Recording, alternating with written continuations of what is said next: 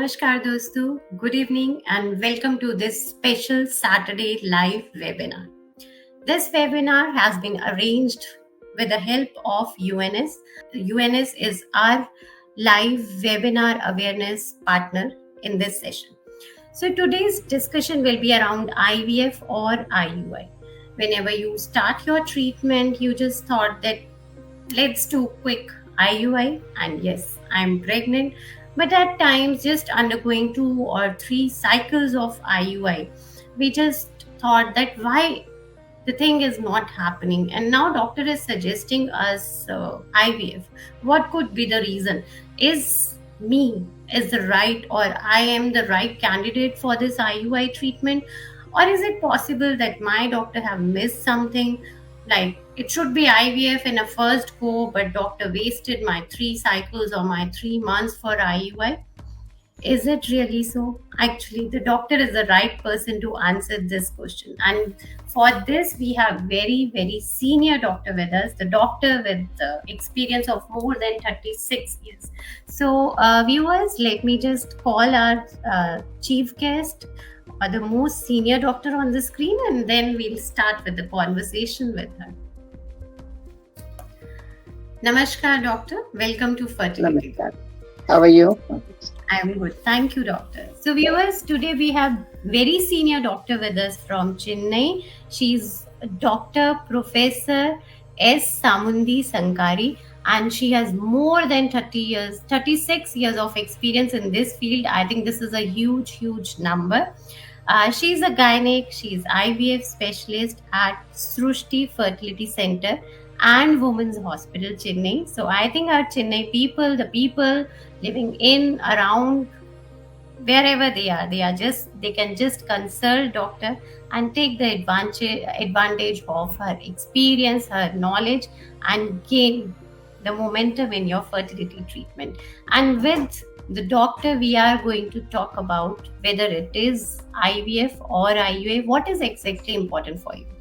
So, doctor, the first conversation, let's start with like how you decide that yes, this patient is like, for her IVF is the right choice, or for her IUI is the right choice. So what could be the decision, or what could be the criteria for you to decide this? Good evening, viewers. The main difference is the tubal patency. Supposing the patient is young and married only for about 2 to 3 years, and her tubes are patent and all the other parameters are okay. Mostly these group of women fall into a group of unexplained infertility. Everything may be normal, but still they do not conceive after 2 to 3 years of marriage. In those situations, we can use IUI, which is a very simple method. Collecting the husband's semen, kind of improvising it by adding culture medium and strengthening it, and we'll take out that mixture and we'll put it inside the uterus of the woman when she is ovulating. We have to for ovulation, we have to start her on some medicines to make her ovulate and make her form eggs. And when the eggs are ready to ovulate, we'll give an injection trigger to make the woman release her eggs. And 24 hours after and 36 hours after, we'll do the insemination. Sometimes when the patients want only one IUI, we'll do it around the 36 hours after the release of the follicle. So that is, that's a simple procedure. Patient can come and go in the outpatient, and she need not come many times also. The injections used are very much less also. So it's very comfortable for the patient. And in this, the success is only about 20 to 25%. But in IVF, the main indication is again unexplained infertility. If the couple are married for more than 5 years and they do not conceive, and the lady is more than 35 years, she doesn't conceive after the 5 years of marriage also, it's better to go straight away to IVF. Because in women, the fertility peak is between 20 to 30 years. So they should plan plan their pregnancy around that time. When after the 30 years, they start losing their eggs slowly, and after 35 years, the egg reserve becomes very low, and after 40 years, it becomes still low. And after 35 years of age, woman's eggs, or there may be some abnormality, aneuploidy in the egg. So when the aneuploidy in the egg is there, then again there will be aneuploidy in the embryo. So the success rate will fall drastically in this. So better to whenever the lady wants to get pregnant, it's better to hurry up after the age of 30 years. And IVF in IVF the success is about 40 to 60%, and in IUI it's about 20 to 25%. It's IUI is a very simple procedure, and IVF, of course, it involves stimulation with injections, egg retrieval, and embryo transfer and everything. So, doctor, nowadays we are having many cases where women are dealing with low AMH. Like at the age of 28 or 29, the AMH is like less than 1. And in such cases, what you suggest, if the tubes are patent, everything, sorry, every other factor is perfectly fine. So, with AMH less than 1 and the age obviously less than 30. So, IUI or IVF, what you suggest? Yeah, the normal AMH is between 1.2 to about 3.5. So in this, when the AMH is low, that indicates that the lady may have low ovarian reserve. These type of situations, we have to improve. I mean, if the lady is below 30 years, then we have to improve her ovarian reserve by giving some nutraceuticals, and also dehydroepiandrosterone, which will increase the ovarian reserve for about 2 to 3 months before taking up the patient for IUI or for IVF. But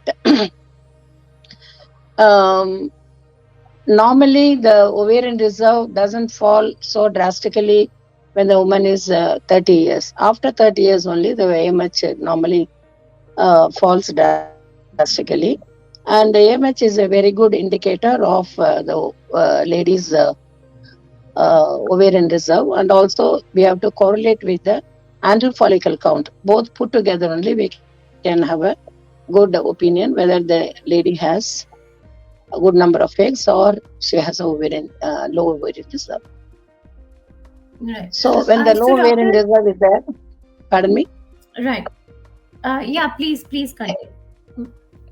when the low ovarian reserve is diagnosed, then she has to be on, already I told you, dehydroepiandrosterone and other nutraceuticals to make her increase the ovarian reserve, and then she can be taken up for IVF procedure. In these situations, when the ovarian reserve is already low, there is no meaning of doing IUI, because for IUI, every stimulation, then she may be forming about 2 to 3 eggs, and she'll be again reducing her ovarian reserve. So when the ovarian reserve is low, it's better to go for IVF straight away. Right. So, doctor, you just mentioned about AFC. So, could you please explain to our viewers that how important is this AFC? This antral follicle count is very important, and it can the AMH and the antral follicle count both together will give an idea if the ovarian reserve is normal or not. So the AFC is the number of follicles which is present on the second or the third day of the cycle. When you do the ultrasound, you can make the number of, I mean, you can count the number of follicles present in the ovaries. Normally, a woman may have 10 follicles on either side of the ovaries. If it is less than 3 or 4, then you have to be kind of skeptical about it, whether this woman will have a good stimulation or not. Okay, right, understood. So, doctor, we have one question. Let us take this, and again, we'll start with our conversation. So my age is 33 and unexplained infertility and two times IUI failed. Then what's the next step? Please suggest. The lady is already 33 years old, and her AMH also is very low. I mean, what is the AMH? Does she know her AMH level? The AMH is How much? 2.19. Oh, that 2.19. falls into a normal range actually. And Right. she's 33 years old. Up to 35 years, we can, in the first instance, we can try IUI for the unexplained infertility, probably 2 to 3 cycles. And then we can go for IVF procedure. Okay, so she can still go for one or two IUI cycles. After Yeah. that, she can go ahead with the IVF. Oh. And provided her tubal patency is confirmed. Right. Right. And we have to also rule out immunological infertility. That means the wife may be forming antibodies against her husband's sperm, and that Hmm. antibodies will be acting at the cervix level to stop the sperm entering into the uterine cavity and go to the normal site of fertilization, that is the ample of the tube. So in these situations, IUI will be of great help because we are bypassing the barrier where at the cervix the sperms will be immobilized in the immunological infertility. So when you bypass that and put the sperm mixture into the uterine cavity, then the success rate will be better. So, immunological infertility has to be also ruled out by doing anti-sperm antibodies for the lady. Right. So, doctor, when you suggest this kind of treatment, like after set number of failures or after checking or after some diagnostic test or anything like that? Can you repeat, please? The last part Yeah. of it I couldn't hear. Yeah, so when you suggest your patients this immunological treatment, like after few Yeah. cycles, failed cycles of IUI or IVF, can you hear me, doctor? Hello. Yeah. In those situations, again, the patient can be suggested IVF, which has a better success rate actually. Normally, when in young patients, we can advise them to have even 5 to 6 IUI cycles. But when they're above 30, when their ovarian reserve is less, it's better to go for IUI procedure only for about 2 to 3 cycles. And then we have to take a call and go for a better procedures like IVF. I right. And doctor, nowadays we have many cases where the patients are dealing with low AMH. So there's one process that is like the talk of the town. We can say that mini IVF.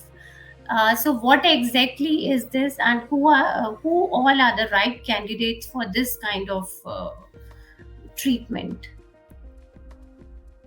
Mini IVF is a kind of a boon to working women.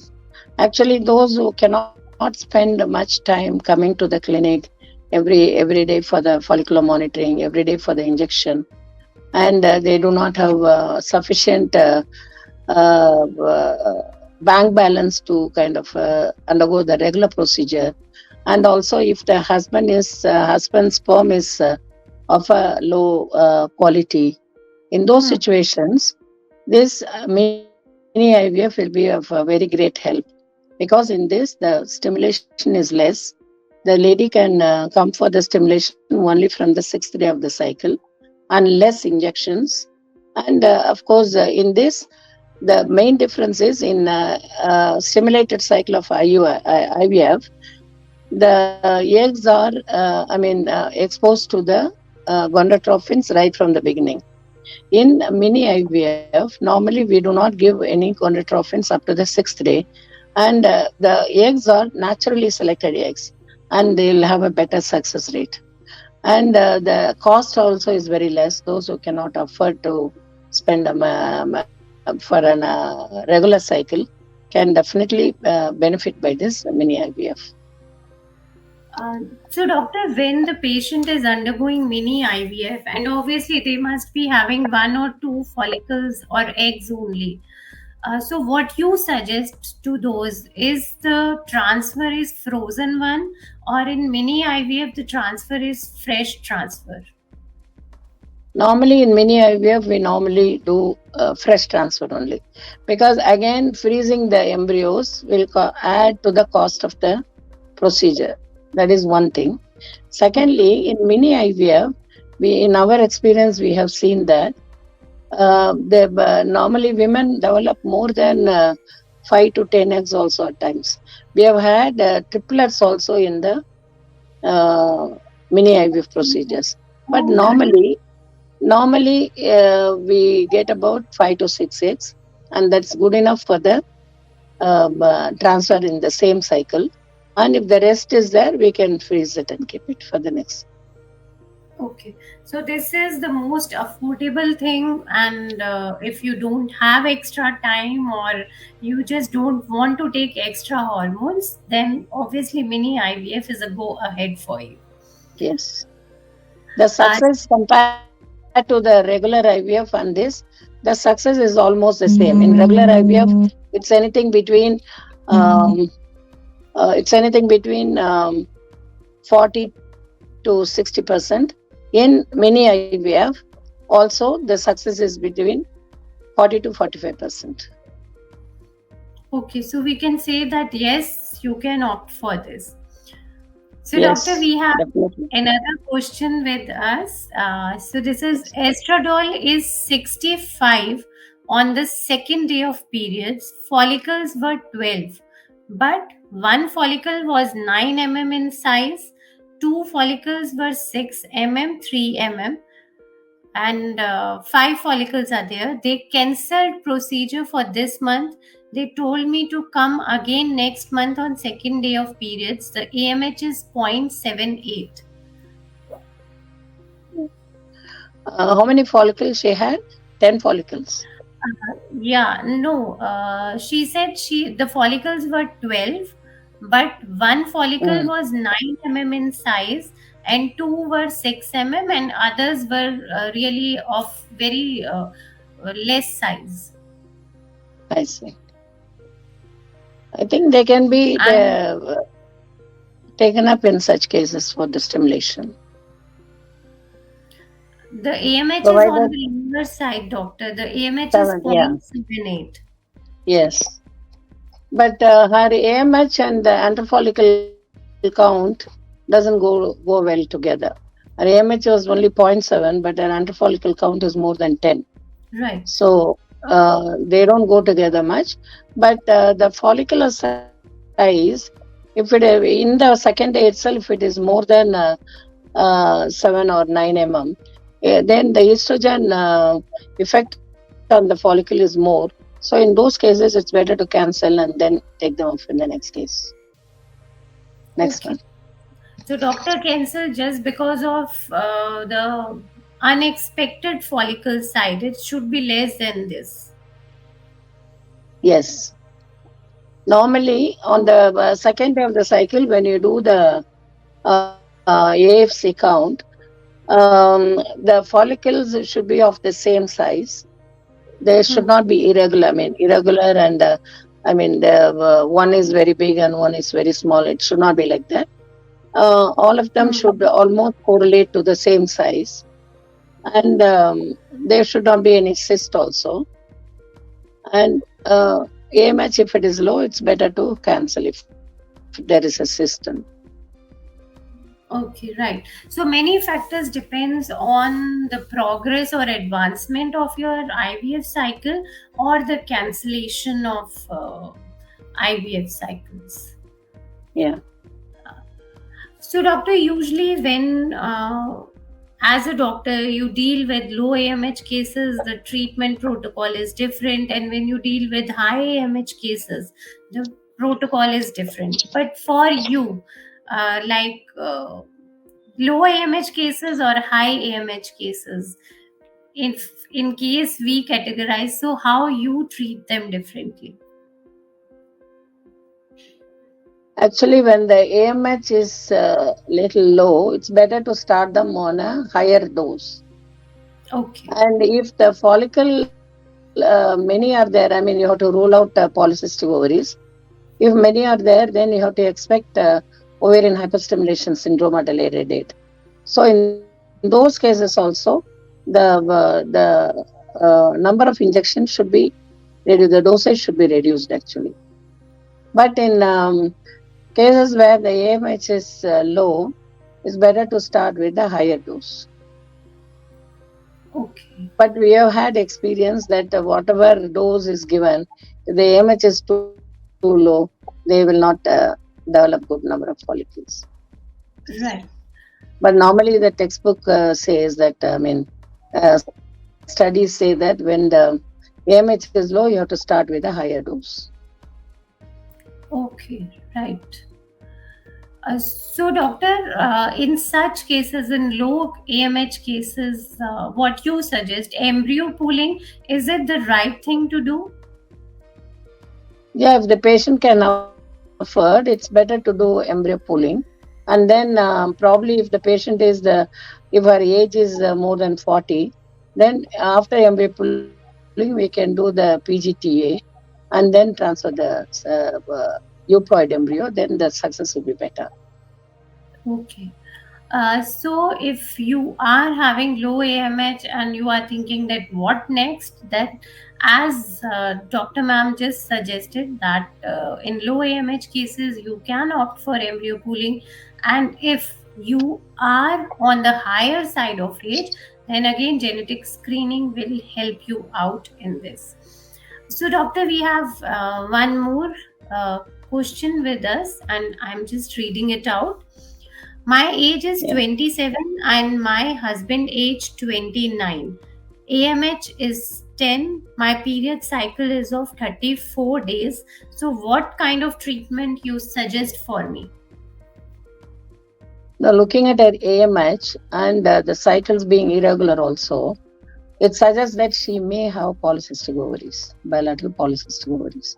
So in those cases, when the patient is found to have polycystic ovary, it's better to optimize the polycystic ovarian disease and then take them up for any procedures like IUI initially and then IVF. So her other parameters, the tubal patency is already established.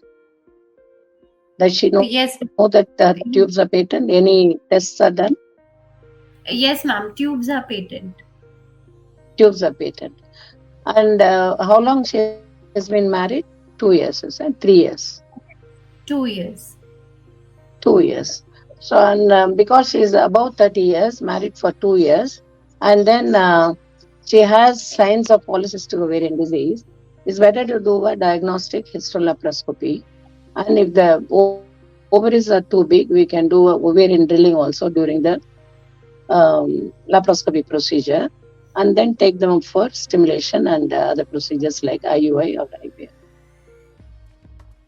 So when the ultrasound, shear ultrasound will give us an idea if there is any polycystic ovary, and hormone levels also should be done. If the LH is too high, then it's confirmed that she may have polycystic ovaries, and the insulin resistance also is expected in these cases. If that is there also, it's better to do a ovarian drilling and take them up for the treatment procedure. Right.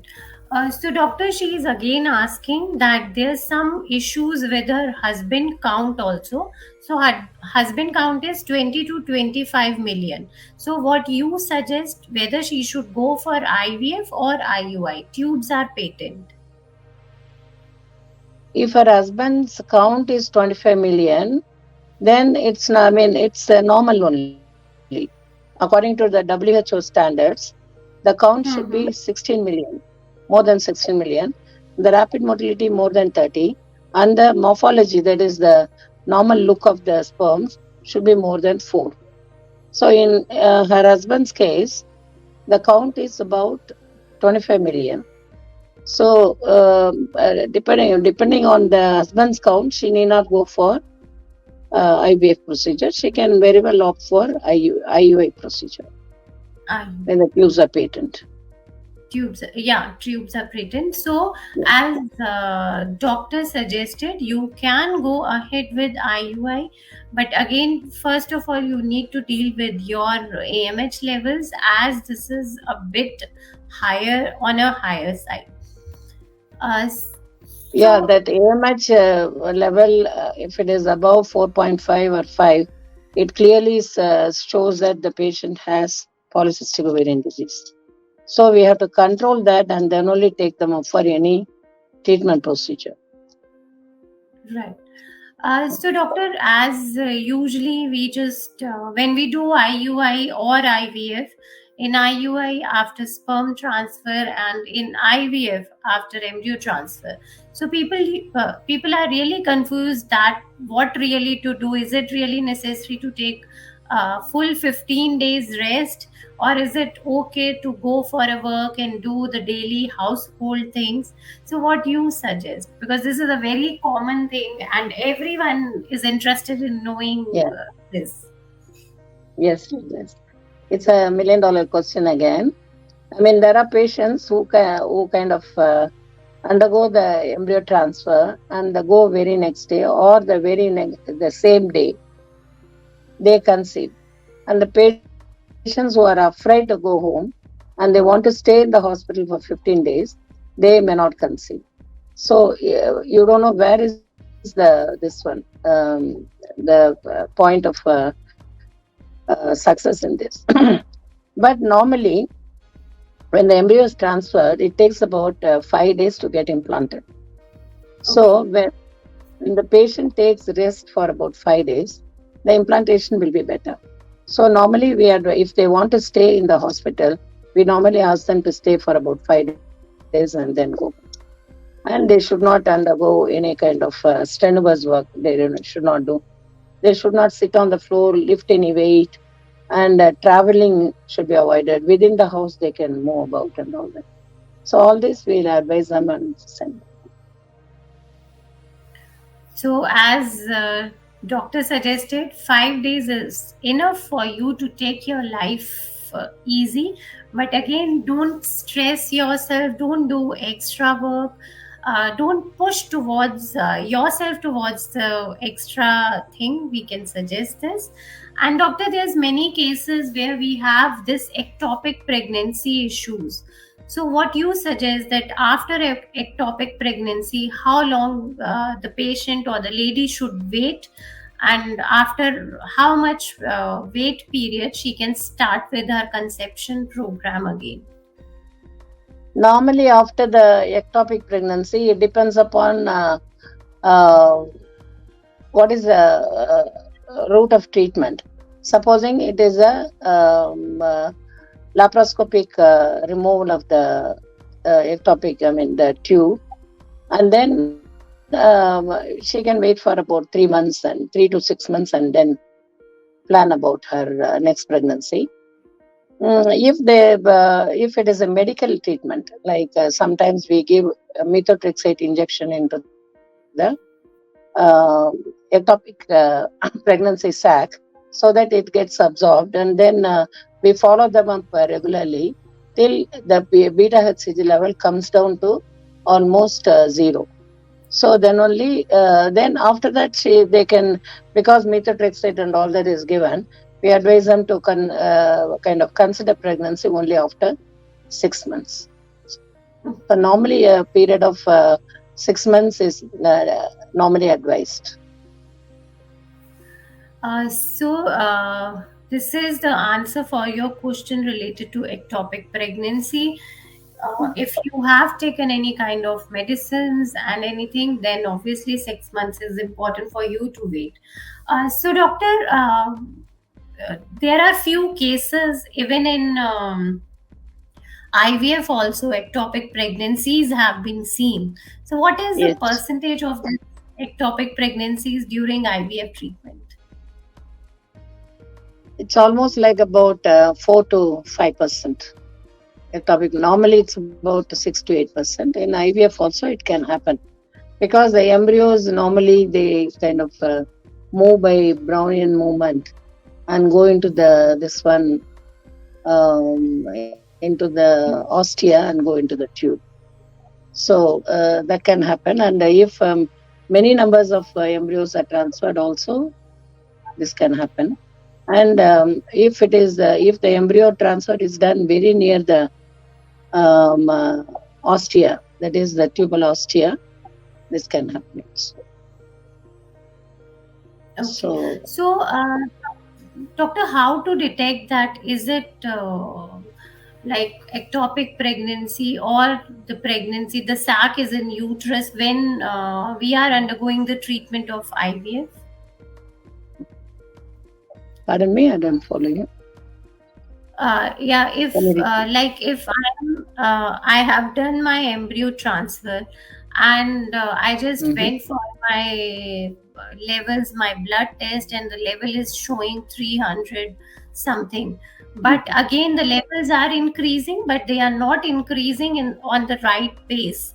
So doctor suggests that it may be the ectopic pregnancy. So what are the other means? The scan or these increased level also tell me that I am having ectopic pregnancy. So normally the beta HCG level doubles up every alternate day. So if there is a Right. doubt, we can do the beta HCG level every alternate day to see if normally it's doubling up. If there is a lesser increase in the beta HCG level, then you may have to suspect. And normally we do the ultrasound 7 days to 10 days after the embryo transfer. That time we have to see the sac at least in the uterine cavity. And after that, another 10 days after, within the sac, we have to see the fetus and the fetal heart flickering. So if all that is not there, and when you do the scan, you see the this one also, the sac in the uterine cavity, but at the same time there is an adnexal mass, and in that also you see a sac. So this can happen in some cases where both intrauterine pregnancy and ectopic pregnancy can happen. But in ectopic pregnancy, the sac inside the uterus may be a um, decidual cast. It may resemble sac actually. So we have to whenever there is a doubt, we have to follow them up carefully and then treat them. Okay, right. So again, the process, the procedures should be followed very strictly, and just be mindful to talk to your doctor and inform her on regular basis, so that anything related to this ectopic pregnancy, if there, can be handled with cure. Yeah. Uh, so, thank you, doctor. Thank you so much for today's session. We covered the factor, and I think our viewers got a nice information related to how to select IVF or IUI. But again, we always suggest that please have a trust, have a faith in your doctor, because doctor knows your history, and the protocol which your doctor is following must be in your interest. So, doctor, any And parting there are note for many our patients. Yeah, there are many patients when they kind of when they understand the procedure, when you explain it to them, they don't take the blame on themselves, and they think that it is part and parcel of the procedure. And there are many patients who have failed in the first attempt, but subsequently they would have had a baby, and those patients have themselves referred many cases. So because they know that it is not her fault, it is not a doctor's fault. They did it in a good way, but it doesn't happen. I mean, there is a chance that only 40 to 60% can happen in a transfer. trans. So many patients are they understand it very well, but there are some patients who go in for depression and they have to be counseled regularly. Right. I think this is such kind of treatment. where you really need positive thinking and your hopes really Yes. Yeah, you have to think positively all the time. Yes.